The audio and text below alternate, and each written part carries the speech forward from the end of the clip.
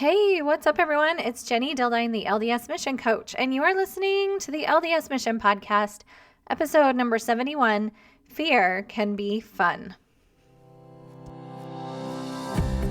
Hey, I'm Jenny, the LDS Mission Coach, and whether you are preparing to serve a mission, currently serving, a returned missionary, or a missionary mama like me, I created this podcast just for you. Are you searching for epic confidence, ready to love yourself and to learn the how of doing hard things? Then let's go. I will help you step powerfully into your potential and never question your purpose again. It's time to embrace yourself, embrace your mission, embrace your life, and embrace what's next. Hey, what's up, everyone? Welcome to the podcast. Thank you so much for hanging out with me today. I'm excited to share this episode with you about fear being fun. But first, I want to talk to you about a couple other things that have been going on in our lives. We actually are in full swing with fall here. And this is the time of year where I always think, what would be nice is if I could move to Arizona. The days are getting colder, the days are getting shorter, and I always joke with some of my clients who live in California. I'm like, maybe I could just come rent a bedroom or something right in your house where you live so that I don't have to experience. I actually don't mind fall so much. It's just I know that winter's on its way. We had a super fun weekend last weekend. My son, who is in marching band, they had a band competition, the district competition, and you can kind of think of it like the state basketball tournament, but it's for band. And he is the drum major, the guy that stands up and waves his arms and conducts everybody. He's one of the drum majors. And they our little school ended up taking first in their division in all categories, which was super fun. And also being the top scoring band of the entire day. And there was 30 bands that performed that day. I just had so many feelings of abundance and happiness. And he is a senior. My son is a senior. And I actually am just so proud of him and how far he's come and the amazing human that he's become. This is sort of the thought that I kept having all weekend and even clear into this weekend is sometimes things that are hard turn out way better than we could have ever imagined. I never would have imagined a scenario where my son would have experienced such success and happiness, at least not in this sort of a realm. You kind of think, oh, well, you win state when you play basketball or when you play football. But it just has been a reason for me to reflect that everybody has a journey. Everyone has something that they're here to do. And it's just been really awesome to sort of revel in that and be so proud of him and everything that he and the whole band has accomplished. It was a really big deal. So that was super fun. One of the things that I think keeps us, from experiencing really awesome and epic success like that is fear. And so that's why I've been playing with this idea a little bit about how fear can be fun. Now, even in those days leading up to my son's band competition, there was this other school kind of in the valley here, different school district that usually takes first overall. And so my son was a little bit like, what if we can't be as good as them? What if, we haven't, put in as much time as we should have? What if? And it is interesting to notice that fear is usually associated with questions. So let me give you a tip for that in just a second. But he was experiencing some fear. And what I want to kind of offer to you today is that fear can live on a continuum. So if you think about kind of like a number line, right? Go back, clear back to your early math classes. And we've got on one end of the spectrum, one type of fear and a way to describe fear. And then on the other end of the spectrum, we have another way to describe fear. There's actually like a whole continuum or a whole array of emotions associated with fear that I think are interesting to consider. So I just love opportunities on here to help you guys really expand your emotional vocabulary. I think as humans, we have a pretty limited emotional vocabulary. We kind of think like, oh, I feel sad, mad, or bad, or glad, right? And there's so many options for ways to think about ourselves and to describe our emotions, right? So if we were to talk about a continuum of fear, kind of what I came up with, and there's, I'm sure, many, many, many other ways that we could describe fear, but a couple of the ones I came up with on one end of the spectrum would be timid.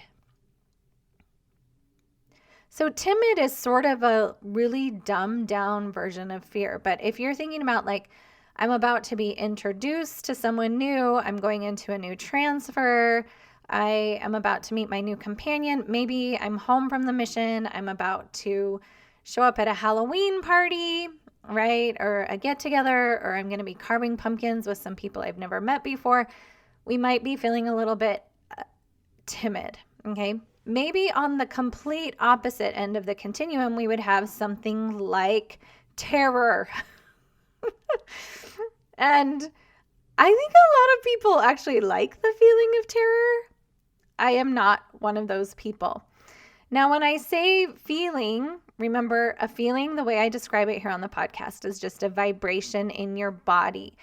So feeling the emotion of timidness or feeling timid is, one emotion. It's probably not going to feel super intense. It might just be a little place in your body that you can find and describe with adjectives. Whereas terror, I picture as way more intense, that vibration. So in between timid and terror, I think there's a lot of other ways that we could describe fear. And I actually think it's kind of fun to think about it this way. Instead of just saying, I feel afraid, see if you can describe what's actually going on. Here's a few I came up with. Worry, right? I kind of picture maybe worry is like right in the middle of the two on the continuum. Overwhelm might be more towards terror. Anxiety might be more towards terror. Dread, again, moving down the continuum towards terror. Then we've got like apprehension, a little bit after timid, maybe, kind of moving up the continuum from timidness. Maybe we have uneasiness. Maybe we have concern. Maybe we're feeling a little bit of doubt. Or maybe we're feeling nervous. Nervous is a feeling that I'm quite familiar with. I get nervous before I speak. I get nervous before I go on a live call. Not with my one-on-one clients, but when I go and do a call in another program that I work in. So all of these are just emotions, just vibrations in our body. Now let's circle back to the what ifs.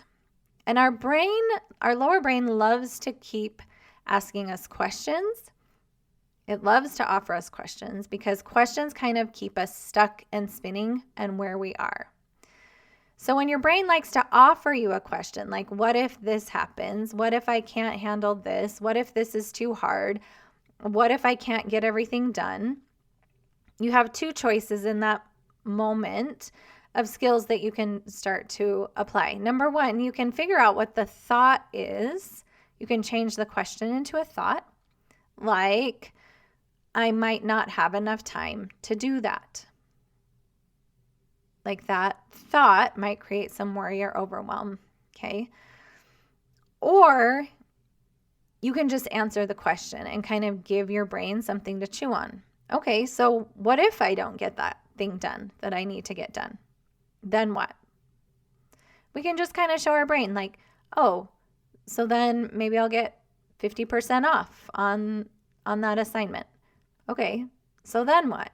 So we can just sort of answer the question and face the fear. We can show our brains like, oh, maybe that wouldn't be so bad.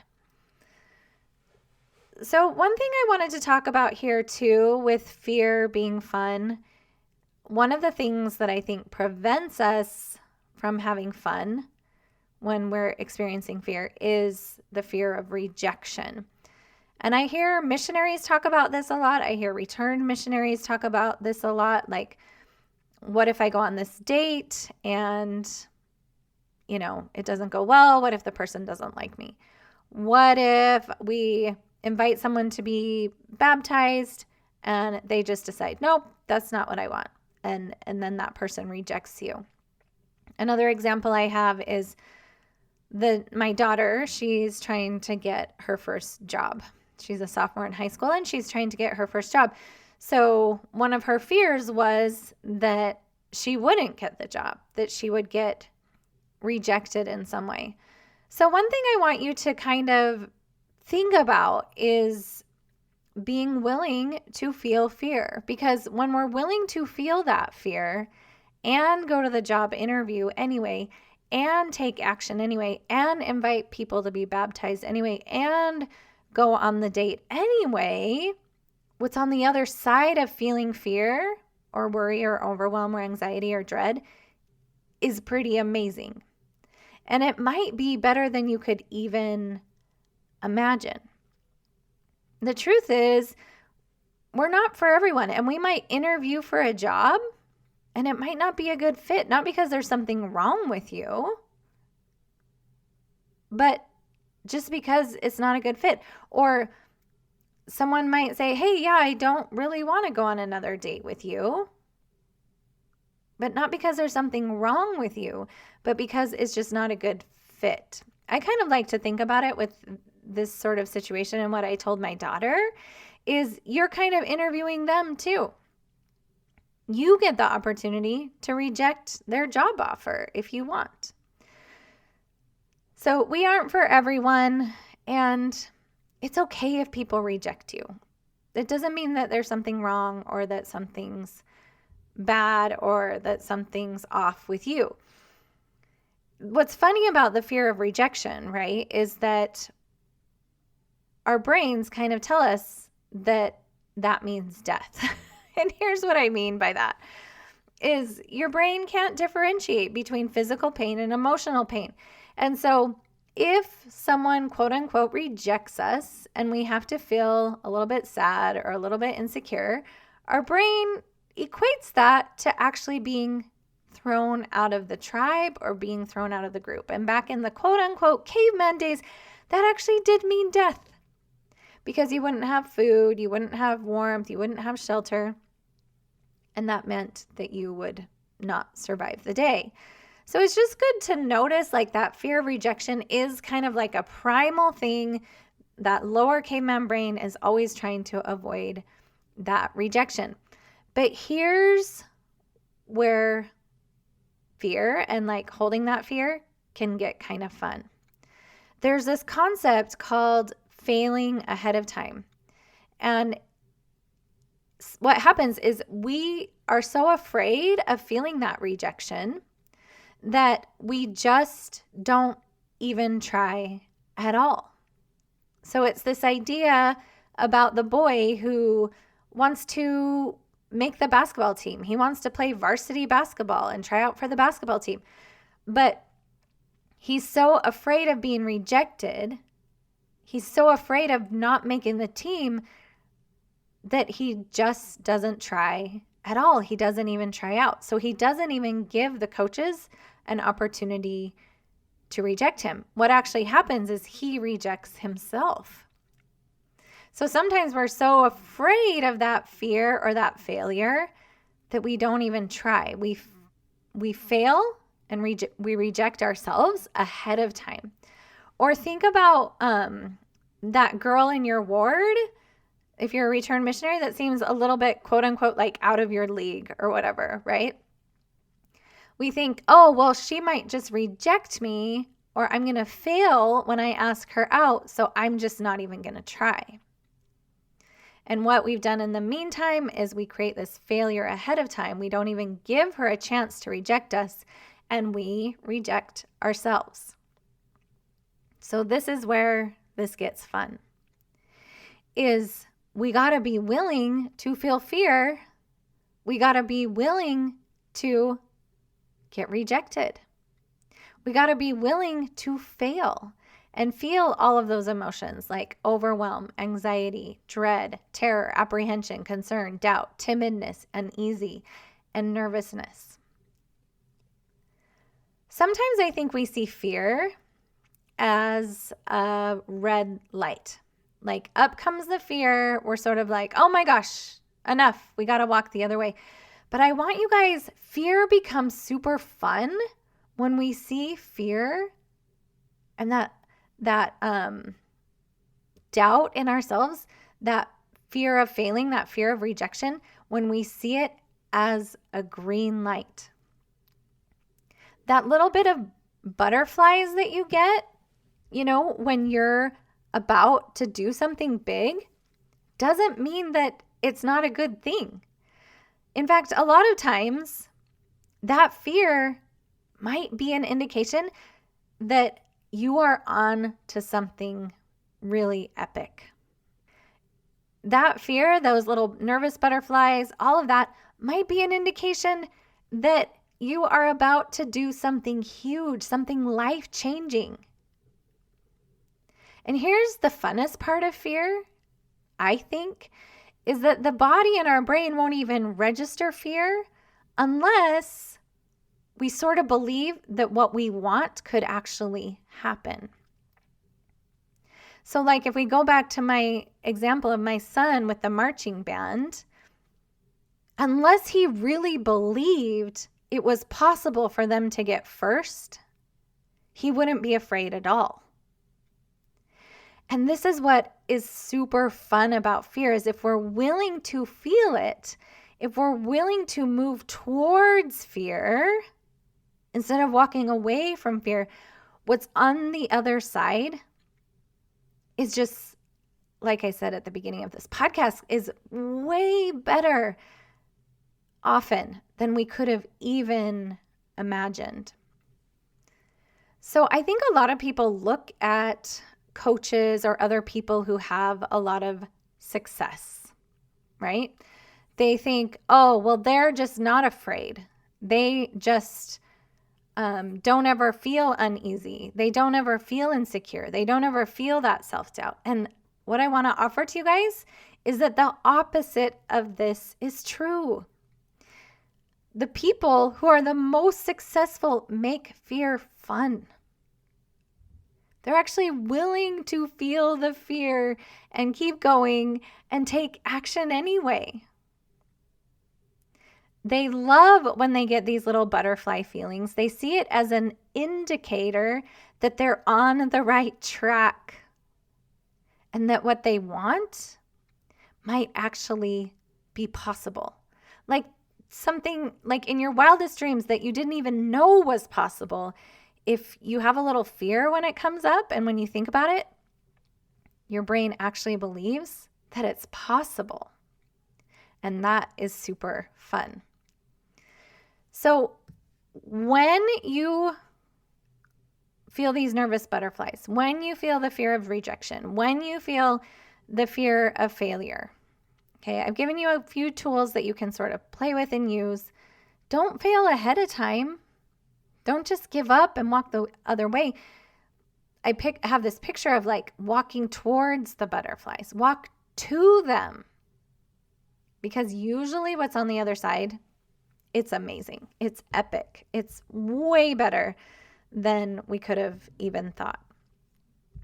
So I had this quote come to my mind as I was thinking about this podcast. And, this was just kind of a fun kind of podcast to record right before Halloween, because many of us this time of year especially go out seeking fear.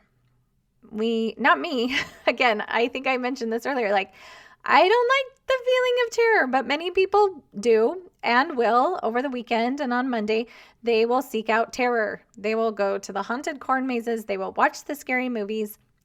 That's not really my speed. My speed is more like the Haunted Mansion at Disneyland and Disney World. But fear can be fun, and it is fun, especially around Halloween. But fear can be really, really fun when we're willing to walk towards it, go through it, take it for the ride along with us, and see what's on the other side. So this quote came up, kind of came to my mind, and it is Marianne Williamson, and it's in her book, A Return to Love, Reflections on the Principles of A Course in Miracles, which is another book. So I think this book is kind of her reflections on that book. But I loved this so much. And so it's really a long quote, but I want to share it with you because there's so much good here and how fear can be fun. All right. So she says, our deepest fear is not that we are inadequate. Our deepest fear is that we are powerful beyond measure. It is our light, not our darkness, that most frightens us. We ask ourselves, who am I to be brilliant, gorgeous, talented, fabulous? Actually, who are you not to be? You are a child of God. Your playing small does not serve the world. There is nothing enlightened about shrinking so that other people won't feel insecure around you. We are all meant to shine, she says, as children do. We were born to make manifest the glory of God that is within us. It's not just in some of us. It's in everyone. And as we let our own light shine, she says, we unconsciously give other people permission to do the same.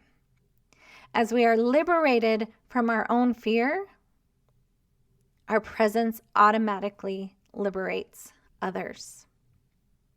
Isn't that so good, you guys? So that's my challenge for you. That's what I want you to start thinking about is, are you willing to fail? Are you willing to feel the fear of rejection? Are you willing to move through the fear, to see fear not as a red stoplight, but as a go, as a green light, go? Are you willing to walk towards the butterflies, knowing that that fear might actually be more about the fact that you are brilliant and powerful beyond measure? So go towards that. Go towards what is just wildly awesome and amazing on the other side of fear. Let's all be willing to go feel the fear, you guys. I hope you have an amazing week. Happy Halloween, and we will talk to you next time. Serving a mission for the Church of Jesus Christ of Latter-day Saints can present a unique set of challenges, and many of those challenges you might not even see coming. So you're going to want a unique set of solutions. It's easier than you think to overcome worry and anxiety, serve the successful mission you've always dreamed of, and navigate your post-mission experience with confidence. That is why I created some amazing free goodies that I'm sharing in my show notes. Maybe you'll want to grab the free training for preparing missionaries, my video course for RMs, or maybe you and I should hop on a free strategy call. If you're ready to take your preparedness to serve or your preparedness to come home to the next level, then go grab one of those freebies. And in the meantime, no matter which part of the mission experience you are involved in, just know that Jenny, the LDS mission coach, is thinking about you every single day.